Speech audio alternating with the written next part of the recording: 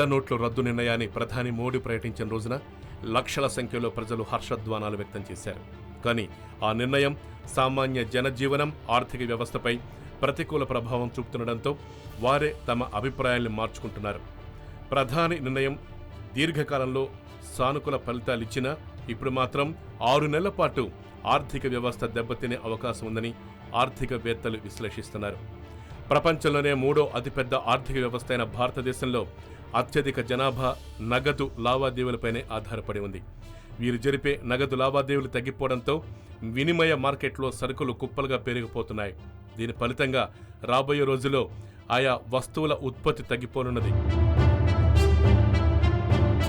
ప్రధాని నిర్ణయానికి మొట్టమొదట బలైంది రియల్ ఎస్టేట్ రంగం.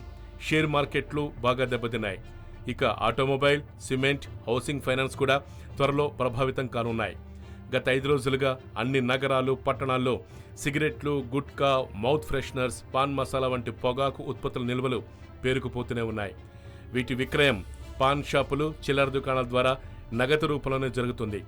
75 నుంచి 90% వరకు వీటి అమ్మకాలు పడిపోయినట్లు వ్యాపారులు చెబుతున్నారు. మాంసాహారులు చికెన్ లేదా మటన్ కొనుగోలుకు నగదునే చెల్లిస్తారు. పెద్ద నోట్ల రద్దుతో గ్రామీణ ప్రాంతాల్లో వీటి అమ్మకాలు 60%, నగరాల్లో 50% తగ్గిపోయాయి. అటు కోడిగుడ్ల అమ్మకాలు 50%కి పడిపోయాయి. నిల్వలు 25% పెరిగాయి. పెద్ద నోట్ల రద్దు ప్రభావం మొబైల్ ఫోన్ల విక్రయాలపై కూడా కనిపిస్తోంది. ప్రధాన నగరాల్లో యాపిల్, ఐఫోన్ అమ్మకాలు 90% పడిపోయాయి. ఇతర ఫోన్ల అమ్మకాలు 50 నుంచి 90% దాకా తగ్గిపోయాయి. పెద్ద నోట్ల రద్దు ప్రభావం మొబైల్ ఫోన్లపై తీవ్రంగా పడింది. ఇక మద్యం, శీతల పానీయాలు, పండ్ల రసాల అమ్మకాలు గ్రామీణ, పట్టణ ప్రాంతాల్లో 70 నుంచి 90% మేరకు పడిపోయాయి. ఇక నగరాలు, మెట్రో నగరాల్లో అమ్మకాలు 50% వరకు తగ్గిపోయాయి. ఆర్థికంగా వెనుకబడిన వర్గాలు, గ్రామీణ ప్రాంతాల ప్రజలు షాంపూలు, సబ్బులతో పాటు తలకు రాసుకునే నూనె, ఆముదం, చిప్స్, బిస్కెట్లు, నూడిల్స్, పిస్తా, చాక్లెట్లు ఇలాంటివి తక్కువ మోతాదుల్లో కొంటారు. వారు 100 నోటును జాగ్రత్తగా ఖర్చు చేస్తుండటంతో వాటి అమ్మకాలు కూడా 50% వరకు తగ్గిపోయాయి. రోడ్లు పక్కన తోపుడు బళ్ళు, సైకిళ్లు, చిన్న చిన్న పాకలు నిర్వహించే చిరుతిళ్ల వ్యాపారం పూర్తిగా దెబ్బతింది.